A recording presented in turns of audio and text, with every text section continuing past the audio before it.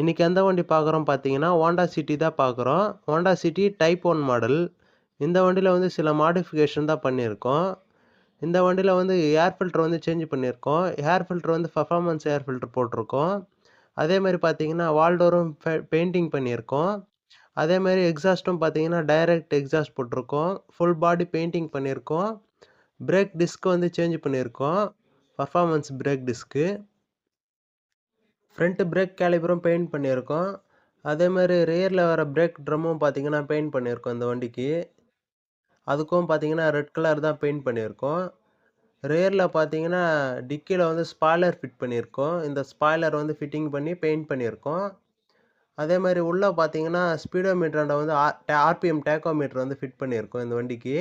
இந்த டேக்கோமீட்டர் வந்து அப்படியே சிப் லைட்டோட வரும். கியர் சேஞ்ச் பண்ணும்போது ஆர்பிஎம் இன்க்ரீஸ் ஆனோடனே லைட் எரியும். இந்த கட் ஆஃப் சுவிட்சும் புஷ் பட்டன் ஸ்டார்ட்டும் ஃபிட் பண்ணியிருக்கோம் இந்த வண்டிக்கு. இந்த ஹோண்டா சிட்டியில் வந்து அலாய் வீலும் பெயிண்ட் பண்ணி போட்டிருக்கோம் இப்போது. இந்த அலாய் வீல் வந்து டபுள் கலரில் வந்து பெயிண்ட் பண்ணியிருக்கோம். வண்டியோட கலர் வந்து அவுட்டரில் வர மாதிரியும் சென்டராக வந்து பிளாக் கலர் வர மாதிரியும் பெயிண்ட் பண்ணியிருக்கோம். வித் டயரும் ரீப்ளேஸ் பண்ணியிருக்கோம். 4 டயருமே 4 அலாய் வீலுமே சேமாக வந்து பெயிண்ட் பண்ணி போட்டிருக்கோம். ரியரில் பார்த்தீங்கன்னா உங்களுக்கு அலாய் வீலும் அப்படியே தான் இருக்கும், சேமாக தான் இருக்கும். இதுவும் டபுள் கலரில் தான் இருக்கும். அதே மாதிரி பார்த்தீங்கன்னா ஃபுல் பாடி பெயிண்டிங் எல்லாமே வந்து ஒரே நீட்டாக இருக்கும், க்ளீனாக எல்லாமே சேம் கலரில் தான் இருக்கும். இந்த ஹோண்டா சிட்டியில் இந்த மாதிரி மாடிஃபிகேஷன் தான் பண்ணியிருக்கோம். அதே மாதிரி சஸ்பென்ஷனும் ஃபுல்லாக சேஞ்ச் பண்ணியிருக்கோம். சஸ்பென்ஷன் எல்லாமே பிராண்ட் நியூ தான் போட்டிருக்கோம் இந்த வண்டி.